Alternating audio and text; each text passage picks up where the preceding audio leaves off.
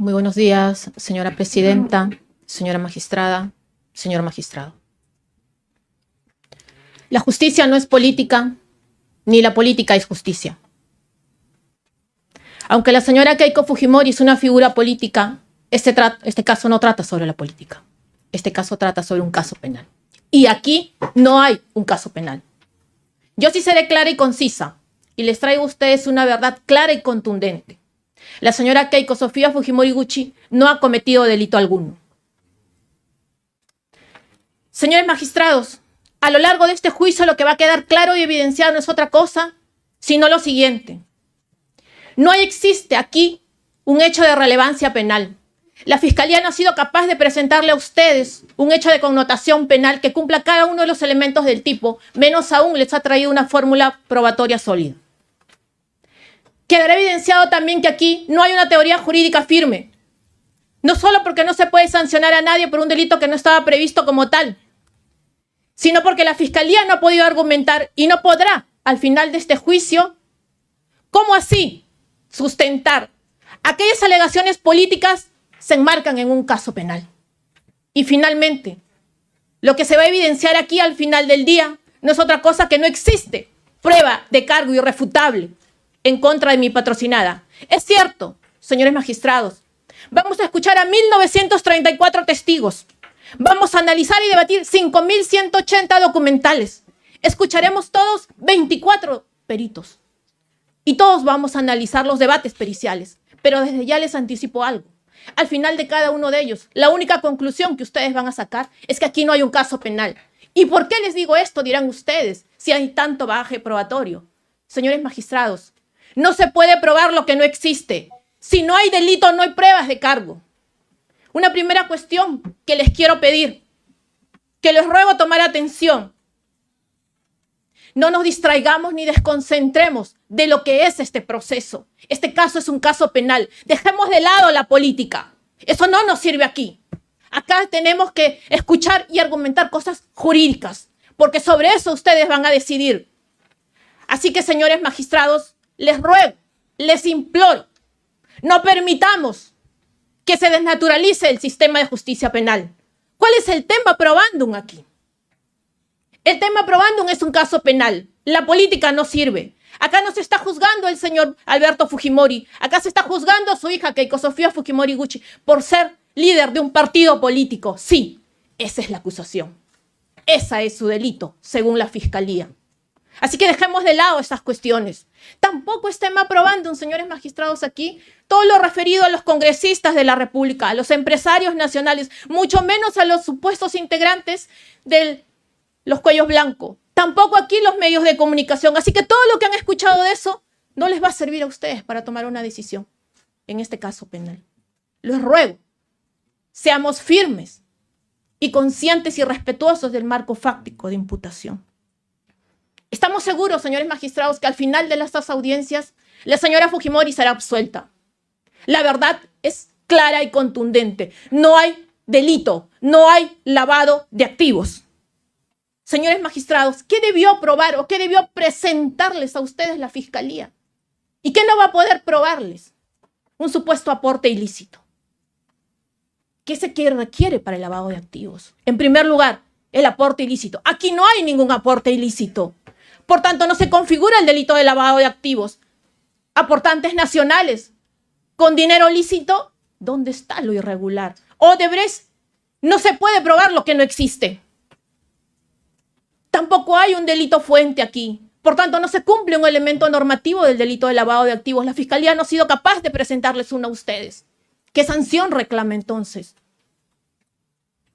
El factor integración como finalidad del lavado de activos. Tampoco nada de eso les ha sustentado el Ministerio Público ante ustedes y nada de eso va a poder probar. Tampoco les ha dicho a ustedes, señores magistrados, que la modalidad de lavado de activos en receptación que está acusando no estaba vigente al momento de los hechos, mucho menos el delito de financiamiento ilegal de partidos políticos. Y a saber, la Constitución prohíbe sancionar a un ciudadano por aquello que no estaba regulado ni sancionado. Finalmente, nada, absolutamente nada les ha dicho y no podrá probar tampoco respecto al supuesto conocimiento, presunción de conocimiento. En cuanto al dolo, no hay absolutamente nada, señores magistrados. ¿Qué entonces van a poder ustedes apreciar al finalizar de este juicio? ¿Qué es lo que ustedes van a advertir con todo este bagaje probatorio? Que no hay delito de lavado de activos. Se habla de un supuesto aporte de Odebrecht. No vendrá ningún ejecutivo, no solo porque están prohibidos de declarar y el Ministerio Público lo sabe por la justicia brasilera, sino porque ninguno de ellos, de lo que se ha visto hasta ahora, señores magistrados, podrá determinar el elemento central.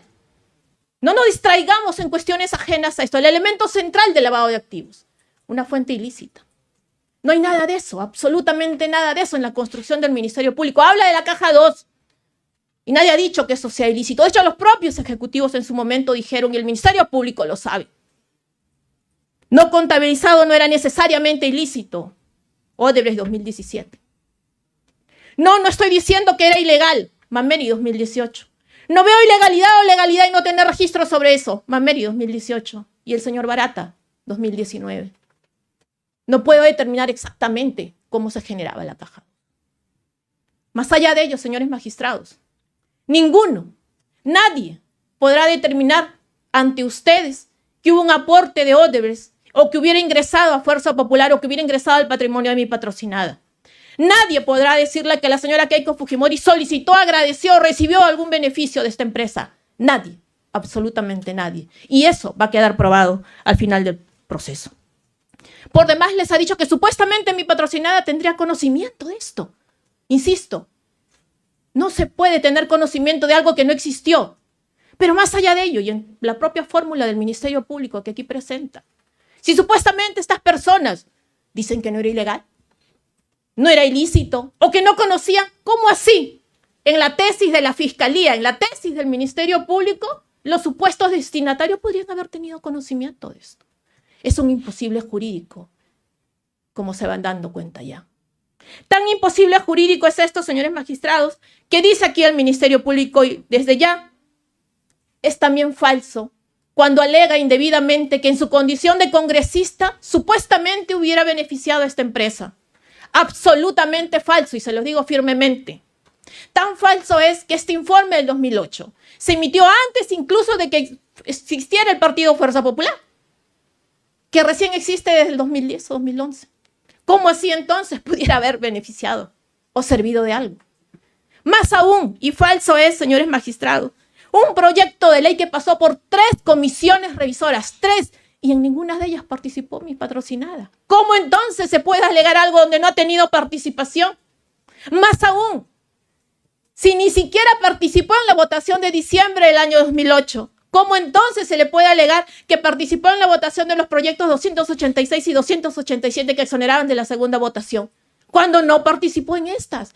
Eso es lo que no les dice el Ministerio Público. Eso es lo que no les han dicho a ustedes, pero eso es lo que va a quedar acreditado acá, en estas audiencias, sesión tras sesión, que se le está atribuyendo algo que la cual no solamente no participó, sino que no tenía conocimiento alguno.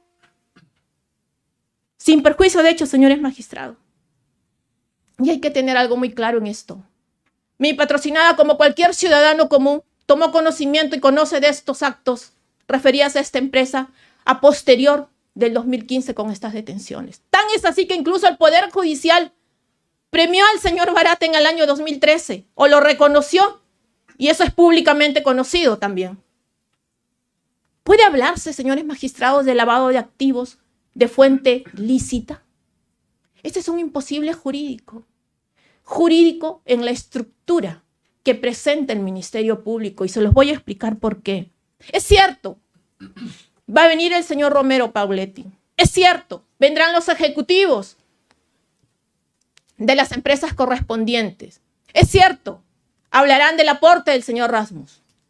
Pero lo que no les ha dicho la Fiscalía, y que también es cierto, pero sobre todo esa es la gran verdad, es que todos ellos van a declarar, porque esa es la verdad. Y todos los documentos hablarán a través de lo que vamos a exponer en estas audiencias. Y las auditorías también van a hablar. Y los peritajes también van a hablar. No otra cosa, sino que el dinero era de fuente lícita. ¿Cómo entonces se puede lavar aquello que es limpio? Es un imposible jurídico lo que les está presentando a ustedes la acusación. No existe aporte ilícito, no existe delito fuente, no existe entonces lavado de activos. Se ha dicho además que mi patrocinada se hubiera beneficiado de esto. Sin embargo, señores magistrados, esto es falso. Se dice además aquí que había un fraude en la administración de personas jurídicas. Pero me pregunto, ¿ha dicho algo la Fiscalía respecto de cuál de las 9 modalidades que establece el Código Penal va a aprobar? No nos ha dicho absolutamente nada. No nos ha dicho absolutamente nada porque nada de eso existe en la construcción. Sin perjuicio de eso, señores magistrados, hay algo muy puntual aquí. Y es que ningún socio, ningún accionista, ningún inversor, nadie aquí de la población civil hubiera siquiera denunciado algún perjuicio patrimonial. No existe, pues, fraude en la administración de personas jurídicas. Y si no hay perjuicio, si no hay aporte ilícito, al contrario, lo que van a ver es que es un aporte lícito. Y si no hay delito fuente, no hay lavado de activos. Se ha dicho, como les anunciaba antes, que mi patrocinada supuestamente se habría beneficiado de estos aportes. Lo que no les ha dicho el Ministerio Público, y ustedes van a advertir aquí, es que los 5 peritos oficiales, ni siquiera de la defensa, peritos oficiales del Ministerio Público han concluido lo siguiente. Primer punto, lo que han concluido es que no hay desbalance patrimonial de mi patrocinada. Segundo punto, que ni un sol de estos supuestos aportes recayó en las arcas de mi patrocinada. El caso Confiep. Les ruego que presten mucha atención al caso Confiep. Un caso que de por sí puede simbolizar en este caso cómo se pretende negar todo el bagaje documentario que existen aquí.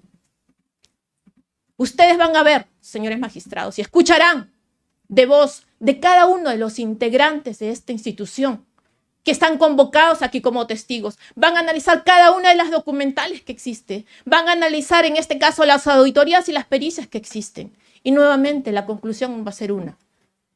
No existió aporte de Confiep. No existió aporte de Confiep. Ni el señor Briceño, injustamente procesado en este caso, gestionó o requirió un aporte para Fuerza Popular, ni la señora Fujimori requirió o recibió un aporte. Este aporte no existió. ¿Qué se va a aprobar entonces? Lo único que va a quedar claro que aquí lo que existió fue una campaña de libre mercado propia de esta institución, totalmente ajena a Fuerza Popular, pero eso no es lo que dice el Ministerio Público. Eso no es lo que no les dice acá la Fiscalía a ustedes, pero eso es lo que va a quedar probado en este caso. Y eso es lo que ustedes van a escuchar, sesión tras sesión. Sí, van a ser largas, pero van a escuchar a todos los testigos empresarios convocados en este caso que no van a llegar a otra conclusión, sino que en este tipo no existió. Y fuera de ello, tan fuera de una estructura jurídico-penal carente de argumento jurídico, es la tesis del Ministerio Público en el caso Confiep, que incluso el supuesto delito fuente, el fraude en la administración de personas jurídicas, está archivado. Sí, está archivado. Y sin delito fuente, no hay lavado de activos. Confiep, no solo no hay aporte, no hay delito fuente, no hay lavado de activos. ¿Qué caso entonces se está alegando aquí? El caso Calle Quirós, señores magistrados. La primera pregunta que yo les pido tengan en cuenta al momento de los exámenes correspondientes en el caso Calle Quirós. Les ruego, apunten esta pregunta. ¿Hubo un aporte? Desde ya les digo, la conclusión probatoria a la que ustedes van a llegar es que no hubo un aporte. Los $15,000 que hace mención la Fiscalía no son tales. Lo que la Fiscalía no les ha dicho aquí, que va a quedar probado, no es otra cosa que este supuesto aporte nunca ingresó y fue devuelto. En el mismo 2011 hay un cheque en custodia en la notaría y eso no le dice la Fiscalía. No les está diciendo que este supuesto aporte no ingresó. Pero lo que tampoco les dice, y es mucho más grave, señores magistrados, es que el supuesto delito fuente, que dice tráfico ilícito de drogas, ¿saben qué pasó con ello? Absuelto el señor Calle Quirós. Nuevamente, así como en Confiep, no hay aporte, no hay delito fuente, no hay lavado de activos. ¿De qué entonces? ¿De qué caso penal estamos hablando aquí? Acá no hay un caso penal, si se van dando cuenta. Y finalmente, sin integración no hay lavado, señores magistrados. Supuestamente, ¿cómo se reintegró esto del circuito? Si bajo la tesis de la Fiscalía, la propia tesis de la Fiscalía, lo que dice es que todo lo aportado se ingresó al gasto del propio partido. como ven ustedes, les presentan una estructura jurídico-penal totalmente alejada de la realidad. Finalmente, los aportes lícitos. Es cierto, vendrán los señores Wong, es cierto, vendrán varios aportantes empresarios, pero todos les dirán que hicieron sus aportes debidamente registrados. ¿Dónde está lo ilícito? Una vez más, no hay pues aquí un caso de lavado de activos. Pero no solamente no existe un caso de lavado de activos. Se darán cuenta ustedes, señor magistrados, a través de todas estas sesiones, que tampoco hay un delito de obstrucción a la justicia. Sin perjuicio de que esto fue cuestionado desde un inicio, porque bajo la tesis el Ministerio Público, siendo supuestamente el mismo agraviado, no debió ser el encargado de llevar esta investigación. Lo cierto es que aquí no ha existido injerencia en la investigación. Aquí no ha habido alguien externo que pudiera dirigir la investigación. Aquí no ha habido alguien externo que dijera qué preguntar o cómo preguntar. No. De parte de Fuerza Popular y de la señora Fujimori, jamás. ¿Qué es lo que debió haber probado? ¿O qué es lo que debe probar la Fiscalía en este juicio? Y no lo podrá hacer porque ni siquiera lo ha argumentado. 4 elementos básicos demanda el legislador para la construcción de la obstrucción de la justicia. El uso de la fuerza física, la amenaza, la concesión o el ofrecimiento de un beneficio indebido. ¿En dónde están estos? Nada de eso le dice a ustedes del Ministerio Público. No existe aquí uso de la fuerza física, no existe aquí la amenaza, menos existe el ofrecimiento de un beneficio indebido. Nada de eso les dice aquí el Ministerio Público. ¿Y saben por qué, señores magistrados? Porque nada de esto va a poder probar, y les ruego presten mucha atención a esto. No va a haber quien diga aquí que fue amenazado para declarar lo contrario. No va a haber aquí alguien que diga que mi patrocinado usó la fuerza física. De hecho, ni siquiera está en la fórmula, porque no existe tal cuestión. Tampoco existe aquí la falsa declaración en procedimiento administrativo. Así es. El Ministerio Público hasta estas alturas no ha sido capaz de establecer algún proceso, un acto litigioso en controversia con el OMPE. ¿Cómo entonces va a poder construir una falsa declaración en procedimiento administrativo? Tampoco existe aquí una falsedad genérica. ¿En dónde está el supuesto perjuicio económico que demanda el tipo penal? ¿En dónde está si el Ministerio Público ni siquiera lo alega, menos aún lo va a poder probar? Como ven, se darán ustedes cuentas al cierre de este juicio que no solo no hay lavado de activos, no hay fraude en omisión de personas jurídicas, no hay falsa declaración en procedimiento administrativo, no hay obstrucción a la justicia, no hay falsa declaración genérica. Y tampoco hay organización criminal. La tesis que presenta el Ministerio Público en cuanto a la organización criminal carece de una construcción jurídica válida. No presenta los elementos que deben de ser concurrentes para la construcción de este tipo. No hay aquí. Hay una ausencia del elemento funcional, del elemento teleológico, del elemento estructural, e incluso del elemento personal. A la señora Fujimori se dice que es líder de una organización criminal por el solo hecho de ser líder de un partido político. Y como ustedes saben y todos sabemos, el título preliminar del Código Penal proscribe la responsabilidad objetiva. Pero esa es la tesis del Ministerio Público. Y con eso pretenden sancionarla. Y eso no es posible. Para la construcción de una organización criminal, señores magistrados, no basta enumerar una pluralidad, un sinnúmero de personas. Se requiere que se establezcan las funciones, los roles de cada uno de ellas. La finalidad, que además debe ser una finalidad delictiva. Y que además estos se enmarquen en la ley 30.077. Pero nada de eso les dice el Ministerio Público aquí. Nada de eso va a poder probar aquí porque nada de eso existe. Y lo que no existe no se puede probar. Pero también en este caso falta el elemento teleológico, señores magistrados. Según la Fiscalía, esta supuesta organización criminal serviría para cometer delitos de obstrucción a la justicia, falsa declaración en procedimiento administrativo y falsedad genérica. Y la pregunta es, ¿estos delitos están enmarcados como tales dentro de la ley 30.077? Claro que no. No deformemos, no permitamos que se deforme el sistema de justicia penal. Esto está prohibido.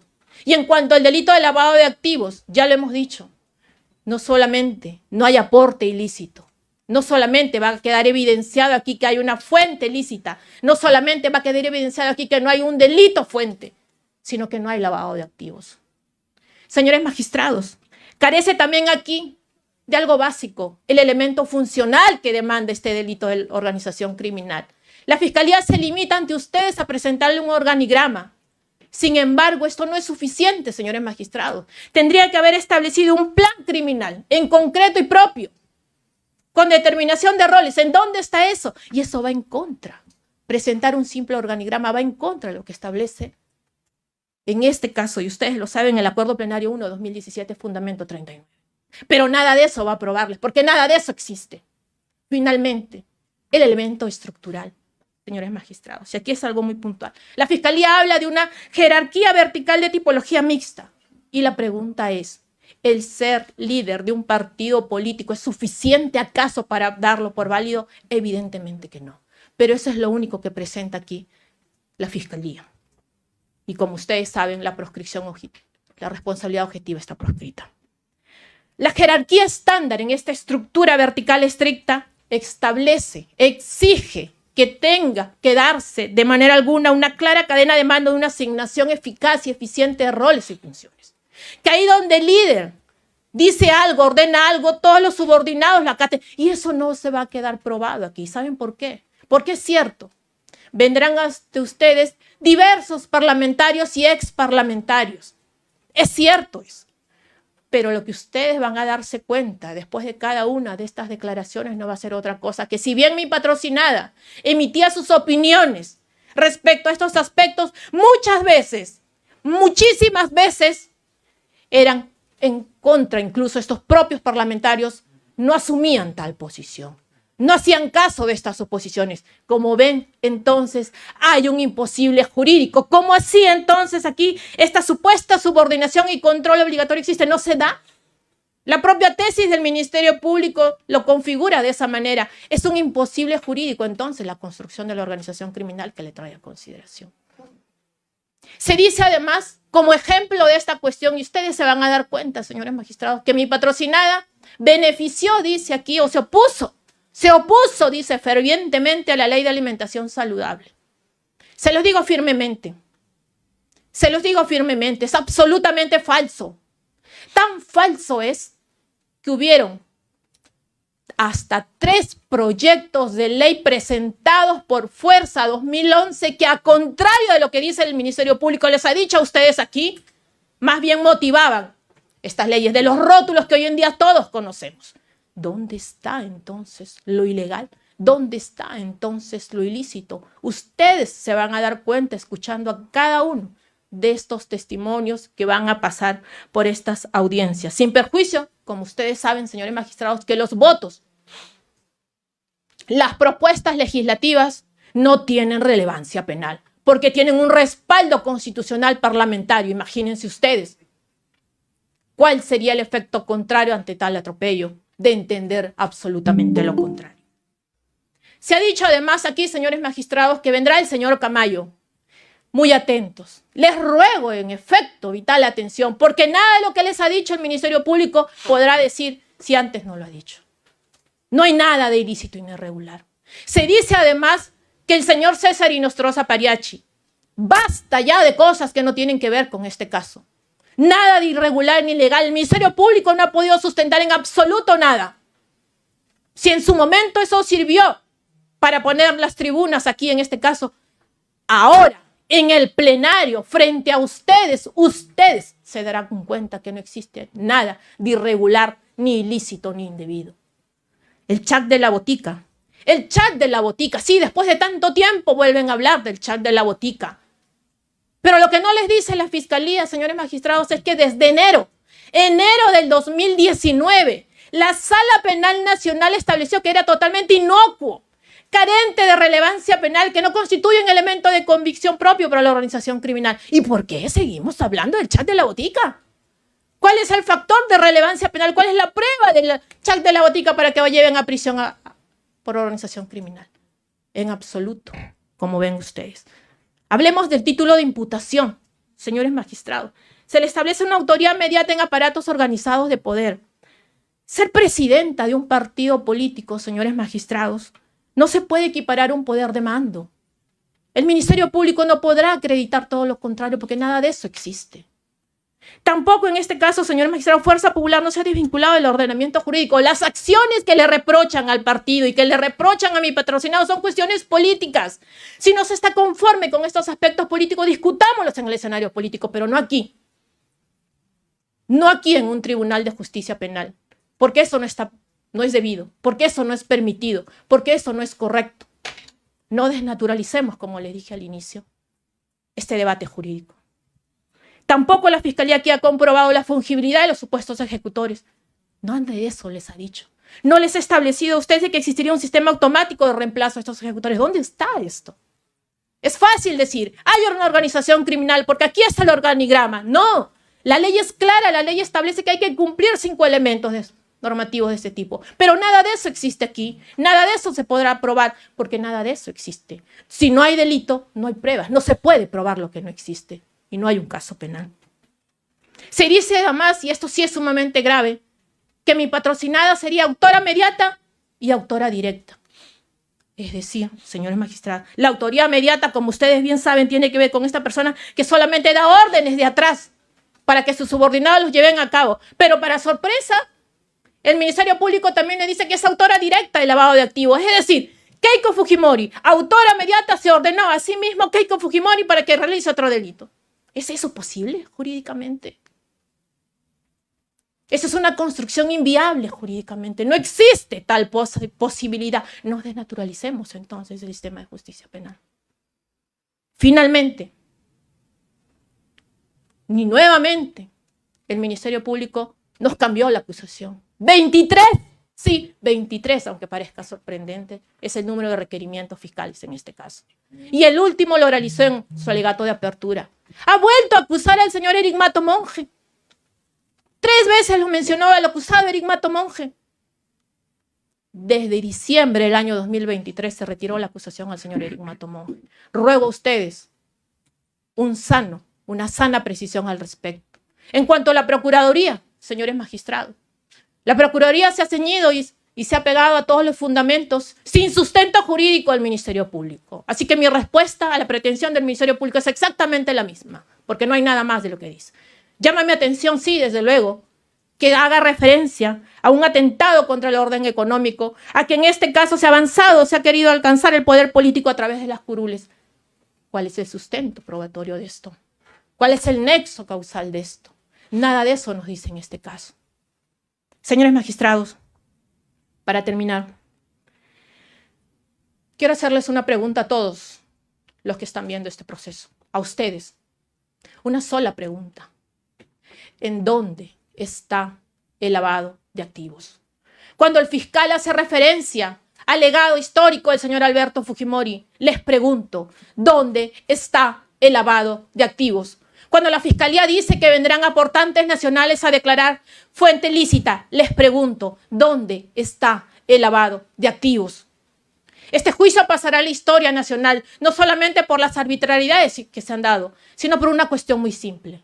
La acusación se va a derrumbar con una sola pregunta. ¿Dónde está el lavado de activos? A nombre de la señora Keiko Sofía Fujimori Gucci, señores magistrados, solo le pido una cosa. La venimos reclamando desde hace mucho tiempo. Justicia. Justicia es lo único que pedimos. Ustedes van a decidir entre la teoría política de la Fiscalía o la teoría jurídica de la defensa. Ustedes deciden. Muchas gracias. Gracias. Vamos a continuar con el doctor Abanto. ¿Le escuchamos, por favor? Nos dice defensa de quién es, doctor. Jaime Yoshiyama Tanaka, su señoría. Sus señorías, no es un secreto que el proceso judicial y particularmente el proceso penal emula al proceso científico o al método científico.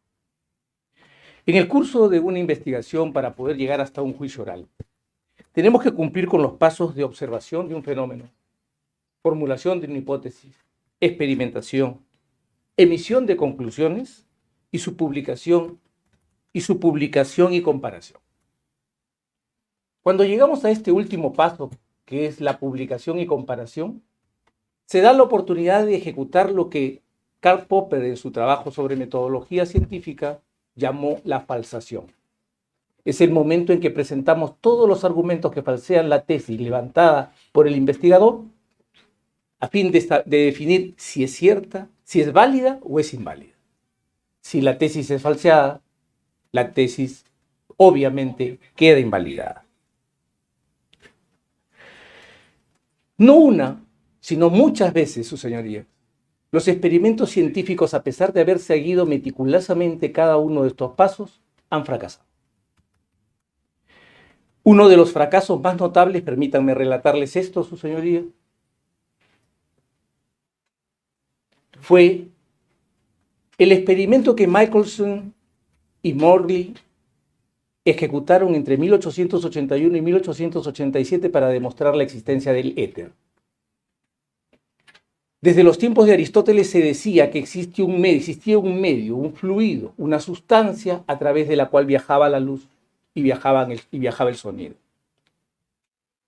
Con el propósito de demostrar esto, Michelson y Morley llevaron adelante este experimento científico. Crearon un instrumento llamado el interferómetro. Todo fue cuidadosamente planeado, pero el resultado fue, sus señorías, la prueba de todo lo contrario que querían demostrar Michelson y Morley.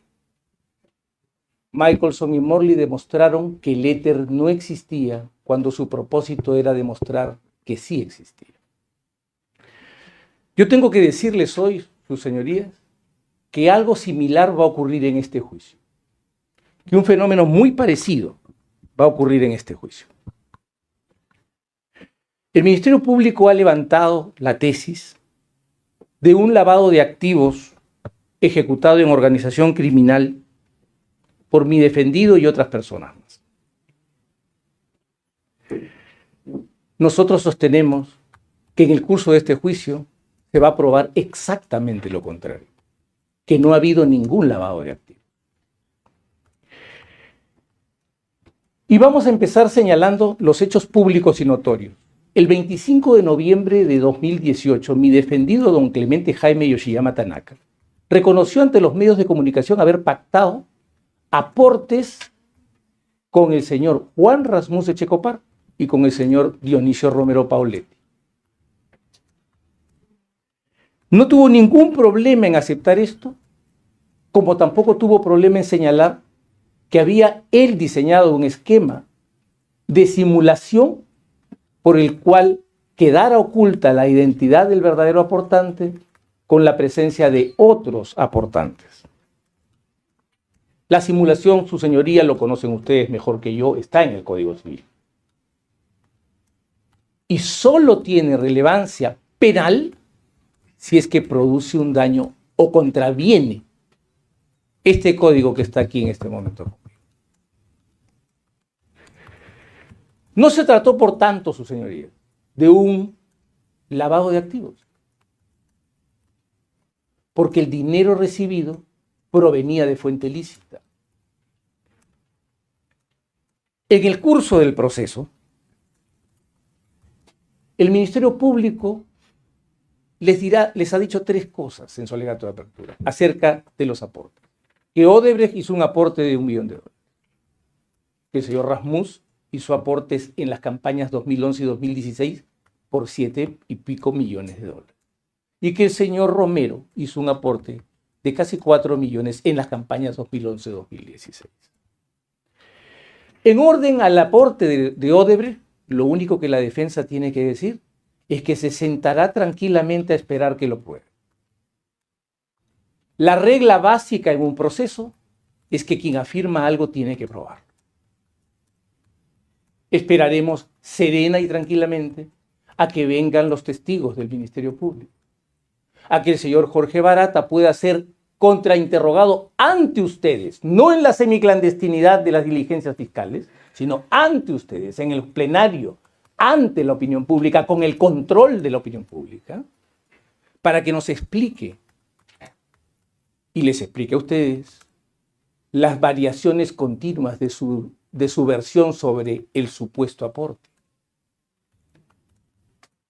Y la defensa se apegará a la primera declaración que hablaba de que le trajeron dinero en efectivo y esperará que traigan a los directivos de la Caja 2 para que nos digan cuándo enviaron dinero en efectivo al Perú. Y para que nos digan si es verdad o es mentira que las sentencias en Brasil establecen que solo hubo 14 doleiros en Brasil y que los doleiros no tenían como finalidad trasladar dólares, sino recibirlos y cambiarlos a reales para entregar dinero en Brasil. Cuando escuchen estas cosas, sus señorías, ustedes podrán llegar a la conclusión de si hay o no bases sólidas para probar la tesis del Ministerio Público acerca del aporte de Odebrecht.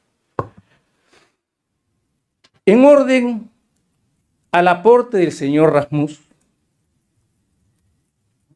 es importante subrayar que el Ministerio Público no podrá probar de ninguna manera que don Juan Rasmussen Echecopar, al momento de efectuar los aportes o para obtener los fondos de su aporte, tuvo que practicar una administración fraudulenta de Sudamericana de Fibras. Cuando lo que en realidad, y como ustedes van a poder ver con la declaración de los ejecutivos y directivos de Sudamericana de Fibras, estará aquí su gerente general, estará aquí su contador general, estará aquí su auditor, les dirán que hacia marzo del 2010, cuando no había campaña electoral, cuando don Clemente Jaime Yoshiyama Tanaka no se había reunido para nada con el señor Rasmussen, el señor Rasmussen, a través de un vehículo suyo, una empresa llamada South American Mineral, le prestó más de 10 millones de dólares a Sudamericana de Fibras. Y entonces, cuando concurran estas personas, que son testigos del Ministerio Público, les preguntaremos si realmente se depositó en la cuenta de Sudamericana de Fibras esa suma. Si esa suma quedó registrada en la contabilidad de Sudamericana de Fibras. Además, si es que esa suma fue expresada en un pagaré y si en ese pagaré se anotaron o no se anotaron las amortizaciones de ese préstamo. Y más aún, que como la suma excede el monto de los aportes del señor Rasmussen, hubo un restante, hubo un excedente, y le preguntaremos también, y ustedes oirán la respuesta, si el señor Rasmussen lo cobró y dispuso libérrimamente de él como dispuso para hacer el aporte.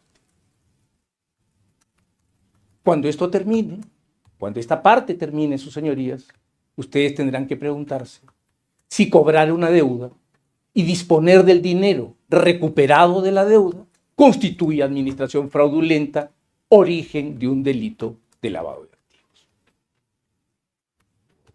Así de sencillo. En el caso del aporte de Credicorp, aquí vendrá el señor Dionisio Romero Pauletti, su señor. Y Dionisio Romero Pauletti les contará si bajó 17 veces a la bóveda del banco para sacar dinero. En segundo lugar, les dirá si BCP y Credicorp son lo mismo. Y les explicará si el aporte fue de Credicorp o no. Y si el aporte fue de Credicorp, le preguntaremos si las infracciones en la operación bancaria hacían de su dinero un dinero de origen ilícito. O si por confundir al banco, al BCP, con Credicorp, estamos creyendo que las infracciones del BCP son infracciones atribuibles a Credicorp. Credicorp es el cliente del banco. BCP es el banco. ¿Podría diferenciarlos? Esperemos que el señor Romero Pauletti nos muestre la diferencia. Cuando eso ocurra, además le vamos a preguntar al señor Romero Pauletti si ha sido procesado, investigado, procesado, acusado o condenado por administrar fraudulentamente los fondos de Credicorp.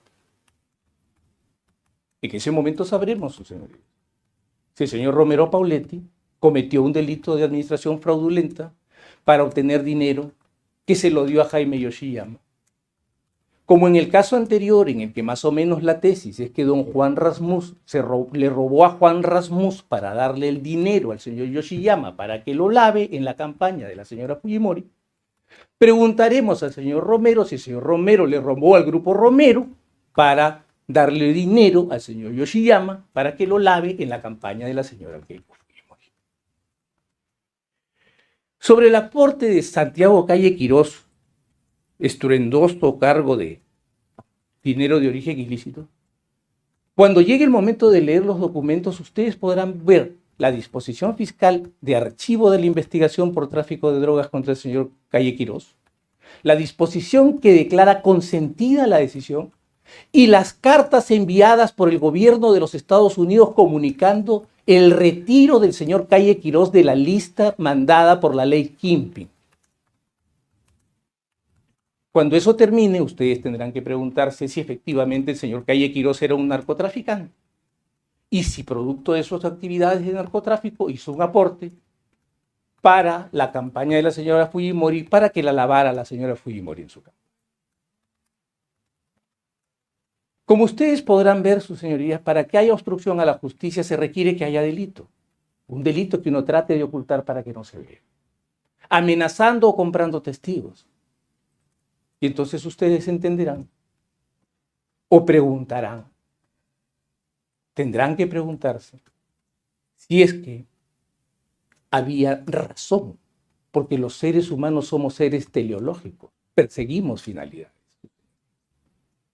Y yo solo puedo perseguir la finalidad de obstruir a la justicia si quiero ocultar un crimen, y para eso previamente, como lo estoy diciendo, tiene que haber un crimen. En cuanto a la falsa declaración en procedimiento administrativo, yo les voy a pedir que hagan un simple cálculo aritmético. Jaime Yoshiyama tenía más de 67 años al tiempo de los hechos. El delito que se le imputa es un delito cuya pena alcanza los 2 años. Y lo que tenemos que preguntarnos es si existen límites temporales al ejercicio de la acción penal. Entonces sus señorías me responderán. Cuando todo esto haya ocurrido ante los ojos del colegiado, cuando todo esto haya podido ser visto, la defensa de Clemente Jaime Yoshiyama Tanaka les va a pedir, con la serenidad de los justos y la grandeza de los fuertes, que dicten una decisión absolutoria, que lo absuelvan de los cargos levantados por el Ministerio Público, que lo exoneren o por lo menos rechacen la pretensión resarcitoria que ha levantado el actor civil. Y que lo dejen ir a su casa a sus 80 años a disfrutar de su esposa, su hijo, nuera, sus nietos y los últimos años de su vida. Y que en esos últimos años de su vida tenga él la posibilidad de entender que ese fallo absolutorio lo resarcirá de 15 meses de prisión en un establecimiento penitenciario sin que haya existido un motivo valedero. Muchas gracias.